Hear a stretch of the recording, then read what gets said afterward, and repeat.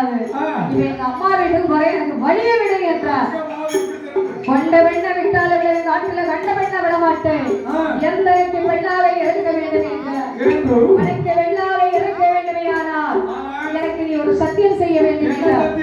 அலை கடலில் சென்று நீராடி வந்து பார்த்திருப்பாய் பெண்ணை என்று காட்டி விரலை கொண்டு ஒரு நிலையை மூடுதல் சுற்றி உன் தொண்டையில வைக்கணும். அடியா பார்க்கணும்.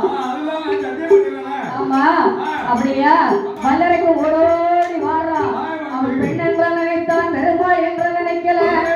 அவள் அலை கடல்ல வந்து 10 முங்குற பாதித்தல நினையாம பார்த்திருப்பாய் பெண்ணை என்று ஆள்காட்டி விரலை கொண்டு அரைக்கல் நிலைய 3 தர சொற்றி அரக்கம் தொண்டையில வைத்த நேரம் அரக்கம் நலை தரித்து அலை கடலில் வந்து தேவடைத்தது. அரக்கனை கொன்றுவிட்டு அரிகரி கோவிந்தன் ஆண்டவனை அழைத்தார். அத்தாயே பகவானே வாழ்க்கை கைலாசம் என்றார். எப்பா அரக்கன் எப்படிப்பா கொன்ன? அந்த சொர்வத்தை எடுத்தால் பாரதி கோபம் கொள்வாய் என்றார். அந்த சொர்வம் எடுக்க வேண்டும் என்றார். அழகான ஓய்வெளி சொர்வம் பெண் சொர்வம் எடுத்து இருக்கின்றார்.